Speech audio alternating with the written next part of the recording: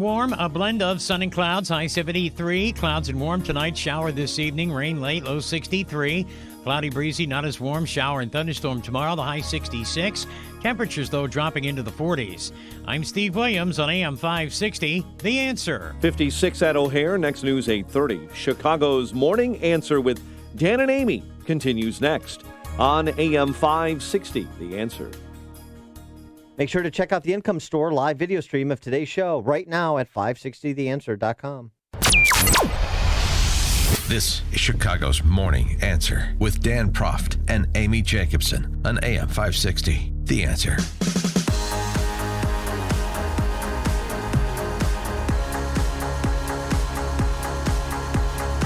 Top of the morning, Dan and Amy. Before we get into the sum and substance of the impeachment gambit with investigative journalist Lee Smith, I just have to say something about this Fox poll that the cable news networks, the Beltway media, is positively orgasmic over this morning. Drooling over it because it came from Fox. Scott Rasmussen had a good post on this, and it wasn't critical. It was just a methodological point that they way undersampled independents in that poll, meaning they way oversampled Democrats, and that's what's driving you to majority. Independents and other polling have been evenly split. Of course, Republicans are wildly against it, and Democrats are wildly for it. So before we start to buy their narrative that there's some sort of groundswell happening and it's cresting over Trump's head, it's just not the case, and it would never be the case with respect to one survey anyway.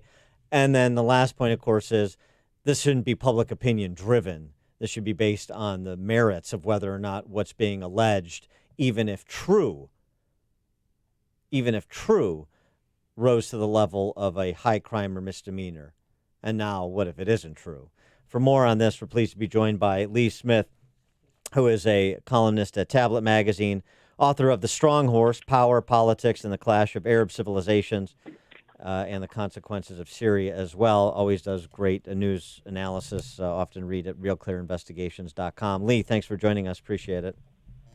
Thanks very much. I just want to say also I have a new book coming out called, it deals with the discussion that we're going to have this morning called The Plot Against the President, the true story of how Congressman Devin Nunes uncovered the biggest political scandal of all time. So, what began as Russiagate has rolled into now, I don't know, how do we want to describe it? Ukrainegate. Well, that's the point you make. I wanted to start there. That's the point you make in your piece. It's not all about the Bidens. That Ukraine is an extension of the last 2.5 years of Trump-Russia. Right. They've been pushing. They've been trying to unelect Trump since basically hours after the 2016 election. So this is just a continuation of that effort.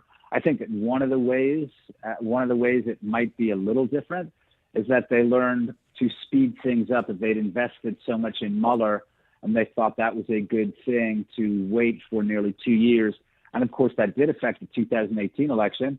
I think that one of the things they're doing differently now is moving as quickly as possible to generate as much speed and momentum as possible, and to roll this into another effort to undo the results of the 2016 election. Well, but do you think soon that they'll take, a House vote on the floor for an impeachment inquiry?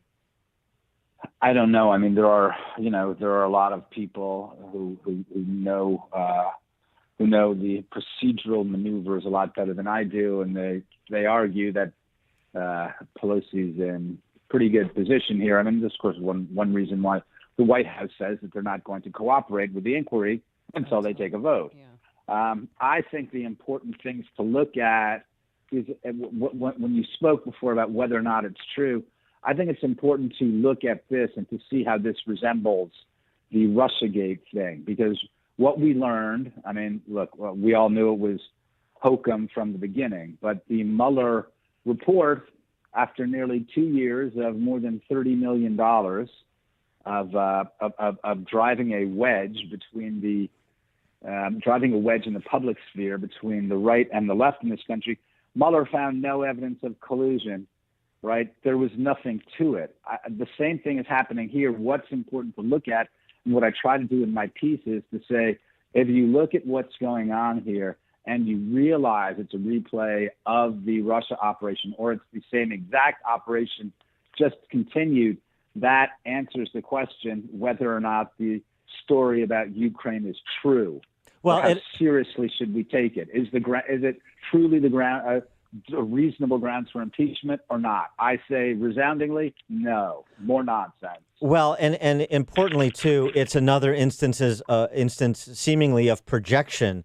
The Democrats projecting onto Trump what they actually were engaged in, whether it's Steele dossier and his alleged Russian sources for that dossier, and then in Ukraine, as John Solomon has reported in The Hill, you had a Ukrainian American operative approach the Ukrainian embassy for information on the Trump campaign. This was reported in Politico, hardly a conservative outlet. Yes.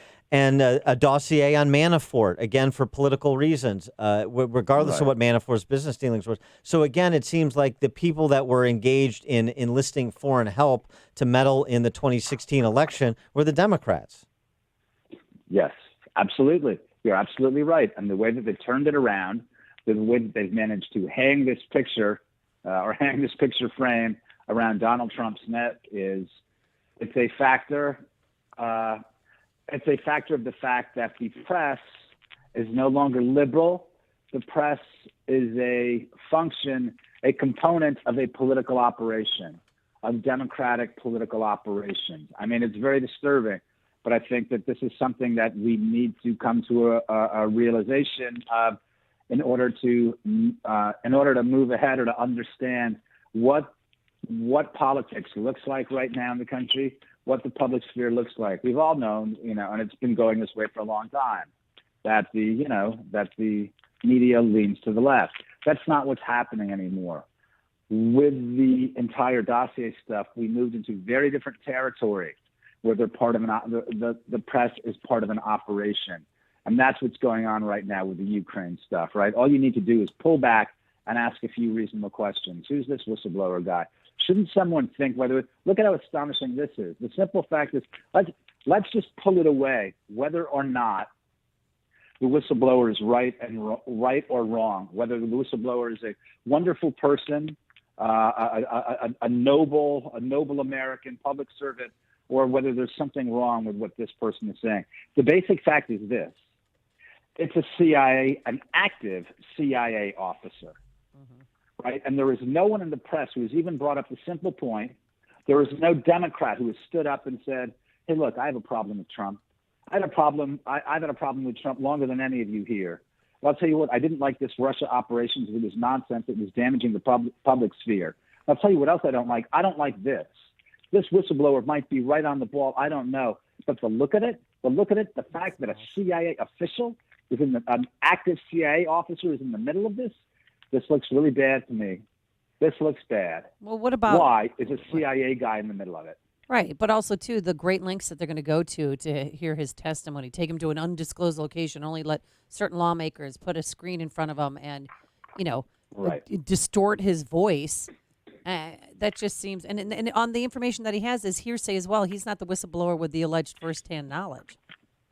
Absolutely. But if he's going to accuse the president of this, I mean, my God, an impeachment, we need to see the accuser. I agree with President Trump on that. Do you? Absolutely. You would think that someone would say, that people in the press would say, as I just said, hold on, wait a minute here. We've got an active CIA officer. Now, we need to slow down before we move on this because this could have disastrous effects for the country. We're talking about an intelligence officer. Now, maybe this is all on the level, but if it's not, what are we doing here? What kind of thing are we ushering in to the government? But apparently none of that matters. None of that matters. He is Lee Smith, columnist at Tablet Magazine, author of the forthcoming book. Give us the book title again, Lee. It's The Plot Against the President, the true story of how Congressman Devin Nunes uncovered the biggest political scandal of all time. Some vindication for Devin Nunes. That's long overdue. Lee Smith, thanks so much for joining us. Appreciate it. Thank you for inviting me on this morning. Take care. Thanks. And he joined us on our turnkey.pro answer line. If you're talking about it, Dan and Amy are talking about it. It's Chicago's Morning Answer on AM 560. The Answer. Varicose and spider veins. Wow, what a gift from my parents. They had them and I got them. And not only are they uncomfortable and sometimes painful, but I stopped wearing skirts and shorts because I was embarrassed and I really hated the way my legs looked. When my kids asked, "What are those things on your legs?" I was done. I finally went to Vein Clinics of America. The procedure took about an hour and I was right back to work. The staff made me feel so comfortable and the results, well, even my husband noticed. Vein Clinics of America has been treating vein disease for over 35 years. They're the largest and most experienced in the U.S. Look, I've been doing the commercials